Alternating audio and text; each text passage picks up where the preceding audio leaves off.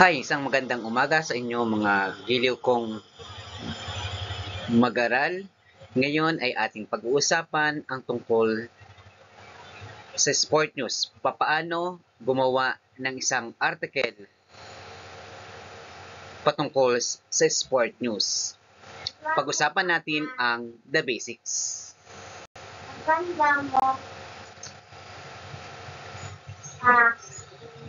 So bago tayo magsimula, gawin muna natin ang activity ito. Cross out the word that does not belong to the group.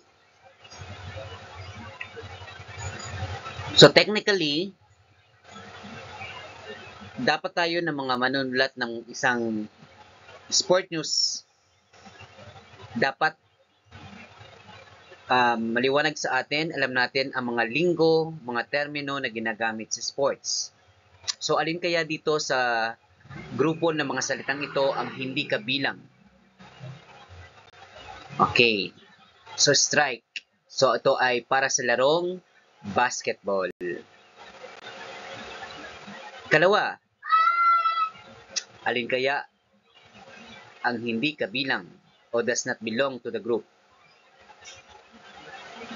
Okay, we have lay-up shot. Ang mga termino ito lahat ay para sa badminton. For number 3,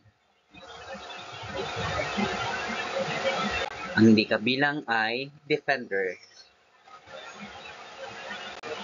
Number 4, ano kaya? We have deuce, chess, ano?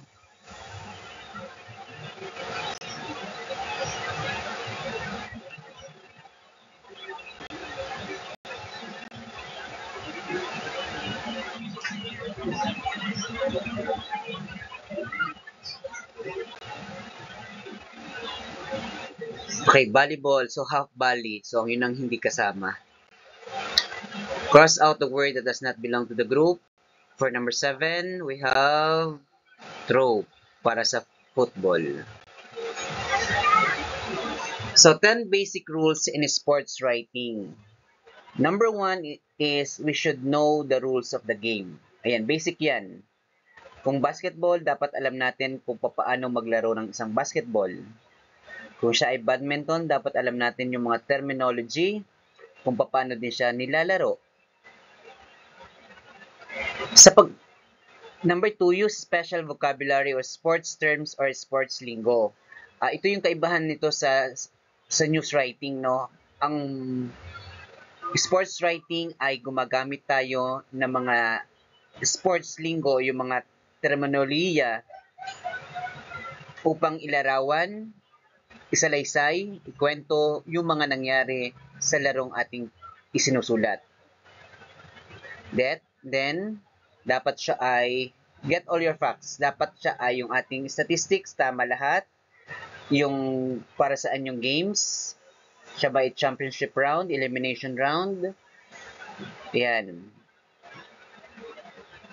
Of course, yan. Dapat meron tayong outline para hindi tayo na maayos yung ating organization ng ating pagkakasulat ng ating isang news.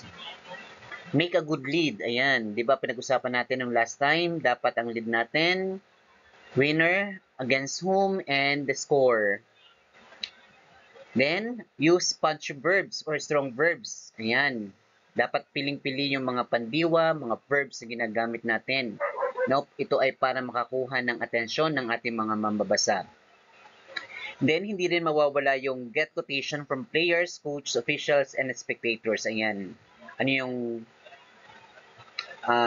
masasabi niyo doon sa games, no? Doon sa best player natin, sa coach, no? Include key plays. Ayan, best plays of the game. Sino yung nag-ambag? Sino yung player na yon? No? Ang quarter, anong set? Nagkaroon ng magandang laban.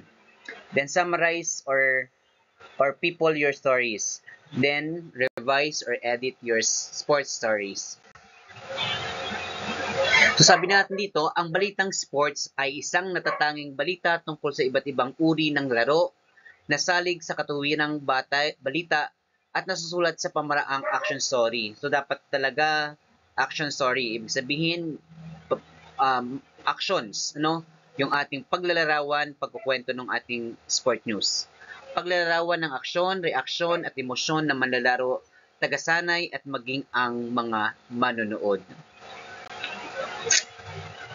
So mga dapat alalahanin sa balitang sports, kalayaan sa pagpili ng salita.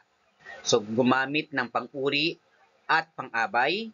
Ano may mga pang-uri? Yung mga nagsalita naglalarawan.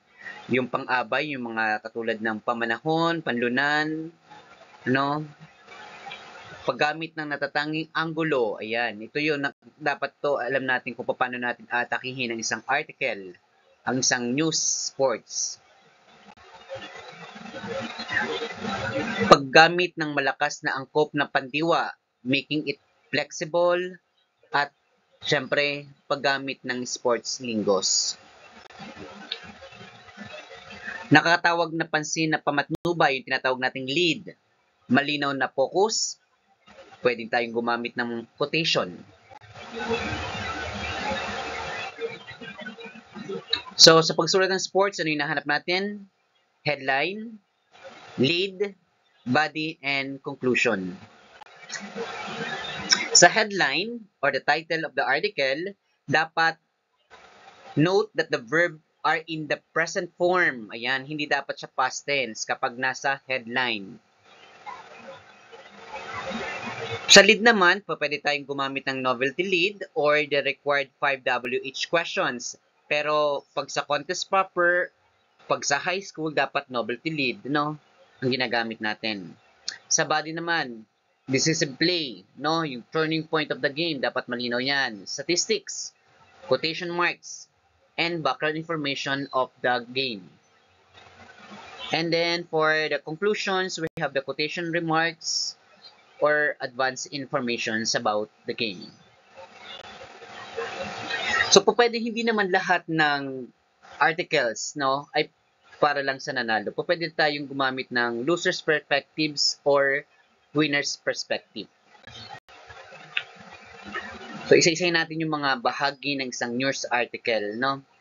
So headline, title should tell right away who or which team won over whom or whose team and by what score. So example, Beerman Dams Gin 106-903. The headline of the sports coverage story should tell right away who or which team, whom over or whom. Operate action words should be used to indicate who, whom, depending on how the event unfolded. Example, Go Zizels as Ateneo edges out FEU 69-68 in OT. Go nagningning sa panalo ng Ateneo kontra FEU 69-68. Ayan.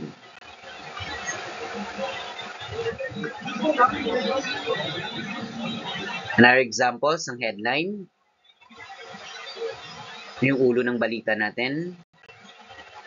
Okay, let's go with the lead. It should be simple, brief, attractive, and should shoot straight as rifle bullet into the reader's attention. It should be accurate by all means.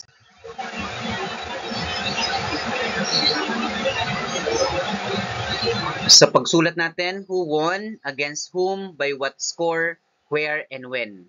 Example, the University of Cordilleras Jaguars delivered 12 baskets in the last 3 minutes of the ball game to edge out National University Bulldogs 103-94 at the Mall of Asia Arena in Pasig City Saturday evening.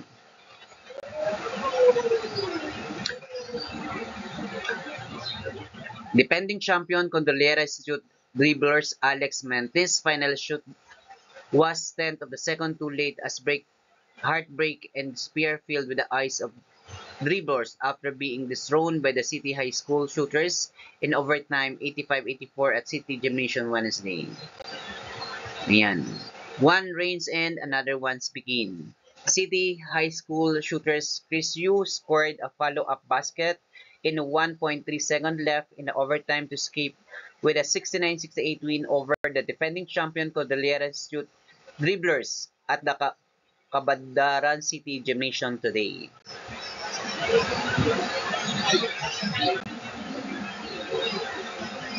So natudla ng Lasal ang defending champion ang ika-6 na panalo sa pamamagitan ng 74-67 tagumpay sa Adamson kahapon sa 68 University Athletic Association of the Philippines UAAP Varsity Basketball Tournament sa Makati Coliseum.